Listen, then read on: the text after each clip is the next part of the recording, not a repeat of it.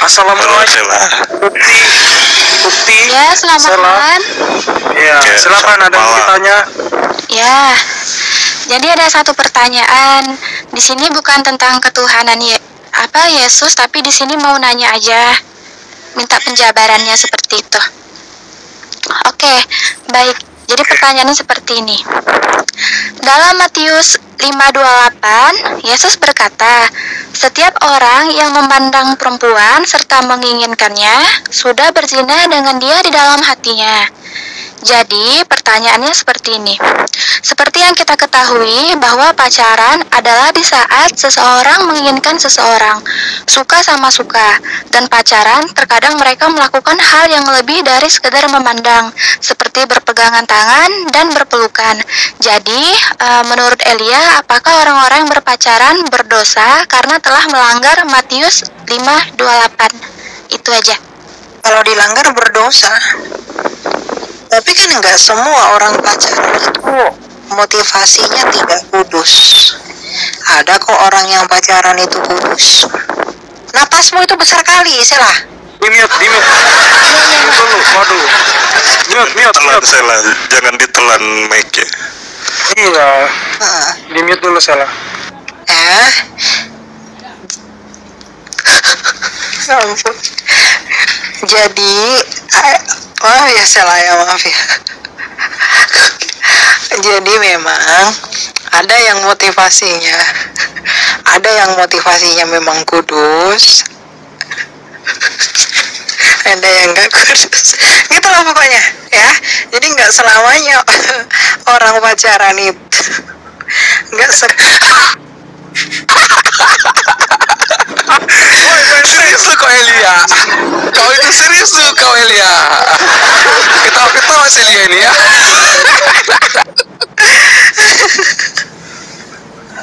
Ya ampun ya, oke. Jadi nggak tega aku sama dia loh. Maaf ya Sela ya, maaf. Iya, nggak apa-apa. Jadi nggak selamanya orang pacaran itu memang motivasinya tidak kudus ya. Ada memang orang-orang pacaran yang memang yang kudus, dimana mereka tidak mementingkan hasrat mereka, tapi memang untuk tujuan yang lebih serius, mengikat, seperti istilah pranikah gitu sebelum menikah, pengenalan diri agar tidak salah pilih dan lain-lain. Tapi kalau melanggar ya pasti berdosa. Bukan berarti kita generalisasi pasal pacaran itu salah gitu, bukan. Jadi tergantung individunya gitu. Itu ya. Ya, jadi kalau dosa dalam memandang itu maksudnya yang bagaimana jadi? Yang sangean, Sela, yang sangean. Paham belum? Bukan. Nggak boleh gitu Butan. Begini deh, begini ya. Si Butan ini kau murid yang paling nakal kamu ya. Iya, aku tuh menciptakan apologet, jangan terlalu ini deh. Ya, begini Adinda ya. Jadi yang namanya seperti yang kamu katakan tadi itu orang yang contohnya nih ya kan, ada cewek nih ya kan, terus seksi lah gitu kan. Nah terus dalam hatinya itu begitulah kira-kira. Ya kan, gitu. Nah itu baru yang dimaksud tadi di Matius tadi ya kan. Tapi kalau ada cewek nih, aduh ini cewek ini baik nih ya kan, kenalan gitu kan, motivasinya itu motivasi untuk merujuk rumah tangga, tapi jangan jangan begitu.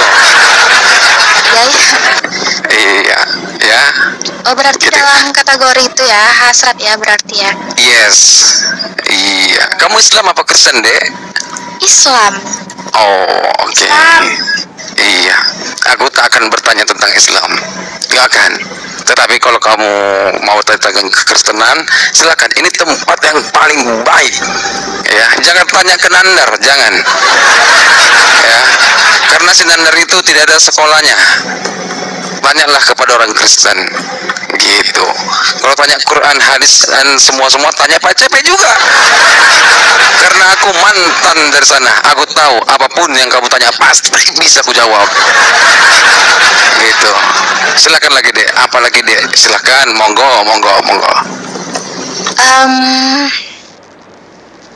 Kayaknya tidak ada deh. Ya, gitu ya. Jadi gitu Sela. Kalau kamu memang ingin mengetahui betapa kudusnya Allah itu ya, kemudian juga bagaimana indahnya pacaran di dalam kekristenan yang mengenal kasih, bersekutu dalam kasih, bolehlah kamu ya gitulah ya, mulai mengenal Yesus ya, mulai cari tahu, mulai kepo, nanti kamu akan ditangkap oleh Kristus gitu. Harapan saya sih begitu. Kalau kamu sanggupi mah nggak apa, kalau kamu sanggupi mah is oke ya, tapi kalau emang nggak mah nggak apa-apa juga, nggak ada yang paksa kok gitu. Ya udah deh, ya sih. Pasti bisa lah, karena kebenaran itu. Ya, karena kebenaran itu deh harus semua berhak untuk mendapatkannya. Kan sudah dicurahkan seperti air hujan, ya kan? Lalu kita mana bisa kita menghindar tentang kebenaran itu, ya? Tetapi kalau kamu menghindar dengan aku pakai payung bisa menghindar, nah itu artinya kamu tidak menengadah tanganmu ke atas, tidak meminta, padahal sudah dicurahkan kepadamu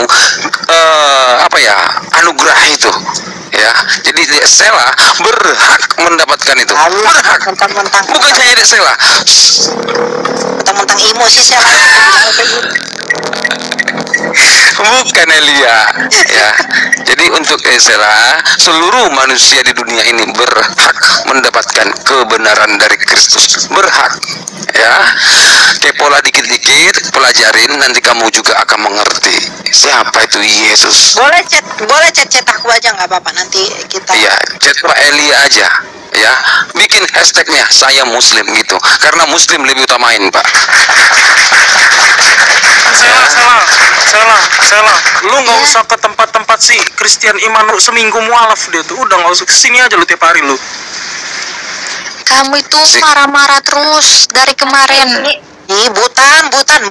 Kamu marah-marah terus. Iya, Sela. Bilang aja si Pak Elia, siapa tahu nanti kan namanya jadi Sela Miron. Woi, marah gak itu, woi?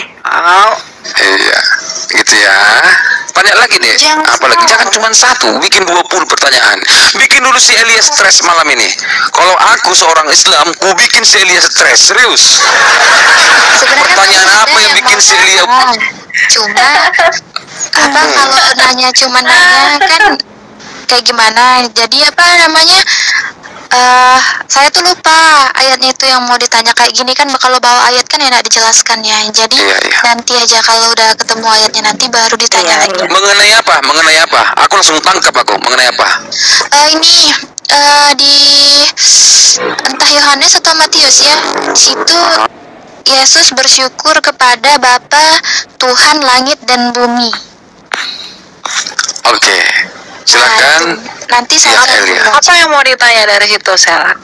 Jadi ada pernyataan di situ, aku memujimu Bapa Tuhan langit dan bumi, seperti itu kan. Halo? Kalau yang dari saya pahami kan Yesus kan ada si Tuhan itu sendiri, tetapi di situ kan Yesus berkata Bapa Tuhan langit dan bumi. Itu. Betul. Ya, betul. Jadi gini, Sela. Bentar ya. Oke. Ingat nafas tadi. Sorry. Oh, Sela kenapa kau datang di sini? Oke, gini ya. Yesus itu kan adalah firman-Nya Allah ya. Yesus berkata, ya Bapa, Tuhan Allah, Tuhan langit dan bumi. Betul bahwa di dalam kemanusiaannya, Yesus yang adalah firman Allah mengatakan itu kepada Bapa agar orang-orang tahu apa yang Yesus lakukan sebagai, nah coba itu. Ya, itu betul.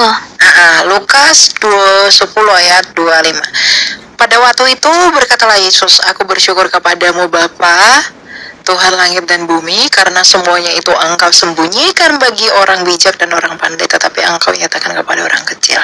Nah, aku bersyukur kepadamu Bapa, Tuhan langit dan bumi. Karena semuanya itu engkau berikan, engkau sembunyikan bagi orang bijak dan orang pandai. Jadi Yesus itu sedang berkata nih, bahwa Bapa itulah Tuhan langit dan bumi. Tapi coba kamu lihat, arti Tuhan itu apa? Tuhan itu kan artinya penguasa, dia itu pemilik. Ya. Matius 28 ayat 19.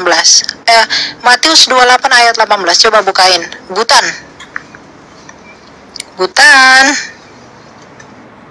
Lagi searching itu. Buton monitor.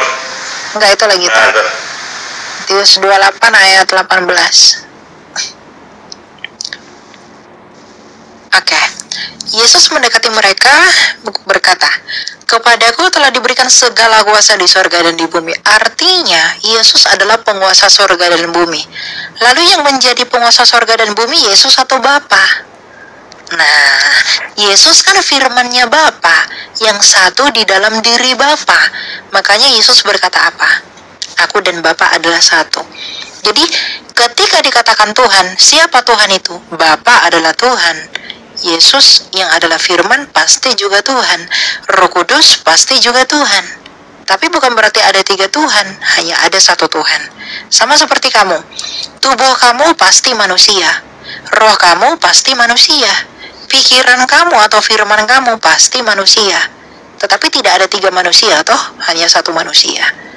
Nah, perbedaan kita dengan Allah, tubuh kita, pikiran kita dengan roh kita itu nggak bisa berperikoresis, nggak bisa saling mengasihi, nggak bisa saling berinteraksi. Kalau Allah, firman-Nya, wujudnya yaitu Sang Bapa dengan rohnya, ya, itu bisa berinteraksi. Makanya di dalam kekekalan, Bapa dengan firman-Nya sendiri dan rohnya sendiri, itulah yang bersekutu di dalam kasih. Makanya kalau dikatakan Trinitas, itu adalah persekutuan kasih yang abadi.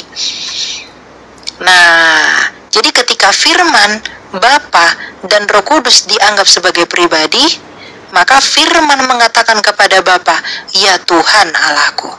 Kamu jangan lupa di perjanjian baru, saya lupa ayatnya di mana, itu dikatakan juga Sang Bapa juga berkata kepada Yesus, "Ya Allah, tahtamu." Jadi Bapa juga memanggil Yesus sebagai Allah. Yesus juga memanggil Bapa sebagai Allah. Jadi sama-sama toh. Itu karena membuktikan bahwa Yesus sebagai firman yang hidup, Bapa sebagai sumber yang hidup, dan Roh Kudus sebagai roh yang hidup. Satu di dalam hakikat kealahan. Begitu, ya. Oke, saya paham. Tapi kalau boleh saya lanjut sedikit pertanyaan, boleh? Boleh. Kenapa? Kan dalam diri Yesus itu ada sepenuhnya keilahian dan sepenuhnya kemanusiaan. Seperti itu kan? Sepenuhnya keilahian dan kemanusiaan, betul. Lalu? Keilahiannya itu adalah milik Sang Bapa itu, dan Yesus itu adalah sisi kemanusiaannya saja. Bukan gitu. Oke. Jadi Di dalam pribadi Yesus itu adalah ada dua natur. Aduh, bentar dulu akunya. Ini aja lah aku. Mana coret-coretanku. Nanti